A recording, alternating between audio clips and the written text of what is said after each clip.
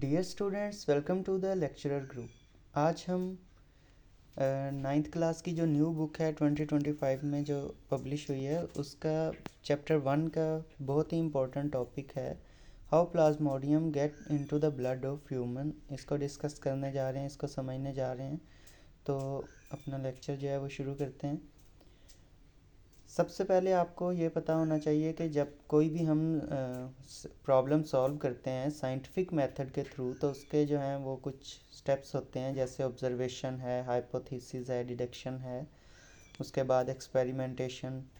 तो ये स्टेप्स को हमने फॉलो करना होता है। तो अब ये हमारे पास आज जो प्रॉब्लम है जिसको हमने साइंटिफिक मेथड से सॉल्व करना है वो है कि how plasmodium gets into the blood of humans.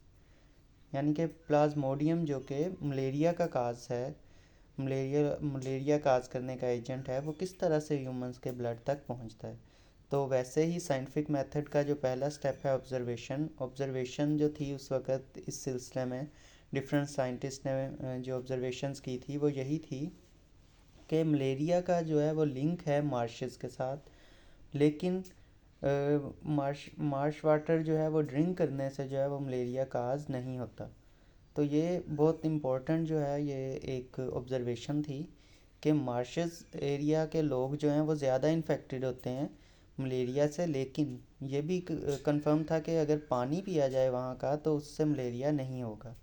इसके अलावा जो मज़ीद AFA किंग जो थे साइंटिस्ट, उनकी ऑब्जर्वेशंस को देखा जाए तो 1883 में इन्होंने कुछ ऑब्जर्वेशन जो थी उनको पुट फॉरवर्ड किया। उसमें ये था कि जो लोग जो हैं सोते हैं बाहर, कमरों के अंदर नहीं सोते, ओपन एरिया में सोते हैं, वो उनको ज़्यादा चांस होता है कि मलेरिया हो जाए। ठीक है। और इसी तरह जो नेट यूज़ करते हैं तो उनका भी चांस कम हो जाता है मलेरिया का। और इसी तरह स्मोकी फायर्स वगैरह जो हैं उनके नज़दीक अगर कोई लोग सोते हैं तो उनको भी मलेरिया होने के चांसेस कम होते हैं, बहुत कम हो जाते हैं ये वाले चांसेस। तो ये अगर हम इन ऑब्जर्वेशंस पे गौर करें, या जब उन्होंने इन ऑब्जर्वेशंस पे गौर किया कि ऐसा क्यों है बाहर सोने में और नेट यूज़ करके सोने में और स्मोकी फायर के करीब सोने में, इसमें ऐसा क्या है कि इससे जो मलेरिया जो है होने के चांसेस कम हो जाते हैं। तो उनको यही फील हुआ उस वक़्त, उन्होंने इससे एक हाइपोथेसिस जो है वो जनरेट की, और वो ये थी कि मॉस्कीटोज़ जो है ना, वो ज़ाहिर है जो हम अगर आउटडोर्स हो रहे हैं तो ज़्यादा एक्सपोज्ड हैं, नेट नहीं यूज़ कर रहे तो भी हम मॉस्कीटोज़ से ज़्यादा एक्सपोज्ड हैं। और अगर हम जो है इसी तरह अगर हम स्मोकी फायर्स के करीब नहीं सो रहे तो भी स्मोकी फायर के करीब जो है मॉस्कीटोज़ कम आते हैं। तो हाइपोथेसिस उन्होंने इससे ये बनाई कि मॉस्कीटो जो है ना वो बेसिकली ट्रांसमिट करता है प्लाज्मोडियम को और मलेरिया को जो है वो स्प्रेड करता है। तो मॉस्कीटोज़ की ये एक हाइपोथेसिस बन गई कि मॉस्कीटो जो है वो इन्वॉल्व है मार्शेस के साथ, उसका कोई ऐसा ख़ास लिंक नहीं है, लेकिन मॉस्कीटो के साथ डायरेक्ट लिंक है। तो मॉस्कीटो के अंदर प्लाज्मोडियम यानी वो बैक्टीरिया जो कि मलेरिया को स्प्रेड करेगा। तो अब हम चले जाते हैं डिडक्शन पे। हाइपोथेसिस का आपको याद होगा, हाइपोथेसिस क्या होती है? एक टेंटेटिव एक्सप्लेनेशन ऑफ ऑब्जर्वेशन की टेंटेटिव एक्सप्लेनेशन को हम हाइपोथेसिस बोलते हैं। ये एक जनरल स्टेटमेंट होनी चाहिए, हाइपोथेसिस के कुछ करेक्टर्स होते हैं।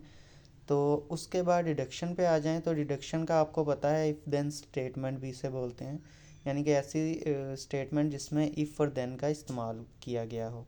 तो यहाँ पे देखें जी, इफ़ मॉस्कीटो स्प्रेड मलेरिया, यहाँ पे देन लगा लें, then plasmodium must be present in mosquito. जी यहाँ पे देन लगेगा, आई थिंक यहाँ पे मिस्टेक हो गई है, देन नहीं लिखा हुआ यहाँ पे, देन आप लोग ऐड कर लें कि अगर जो है मॉस्कीटो स्प्रेड करता है मलेरिया को तो जो मॉस्कीटो के अंदर भी प्लाज्मोडियम जो है वो मौजूद होना चाहिए, क्योंकि मॉस्कीटो कैरियर है तो या वेक्टर है तो उसके अंदर भी प्लाज्मोडियम को प्रेजेंट होना चाहिए। अब इस चीज़ डिडक्शन के बाद जो है, डिडक्शन की एक खसूसियत ये भी होती है कि ये टेस्टेबल होता है। तो इसको टेस्ट करना शुरू किया गया, इस पे एक्सपेरिमेंट जब करने शुरू किए गए तो हमारे पास डिफरेंट रिज़ल्ट आए। रिज़ल्ट क्या थे उनको अब डिस्कस कर लेते हैं। ये एक्सपेरिमेंट जो थे रोनाल्ड रोज़ ने शुरू किए। तो उसने पहले तो एक ख़ास टाइप है, मॉस्किटोज़ की भी डिफरेंट टाइप्स हैं, उनमें से एनोफिल्स जो है उसको बाइट करवाया मलेरियल पेशेंट को। और उसको जब ऑब्ज़र्व किया तो उसने देखा कि उसके जो मॉस्किटो का स्टमक की वाल्स हैं उनके अंदर जो वो प्लाज्मोडियम था वो मल्टीप्लाई कर रहा था, ठीक है, स्टमक की वाल्स के अंदर। और बाद में वो ट्रांसफ़र हो जाता है मॉस्किटो के सलाइवा के अंदर।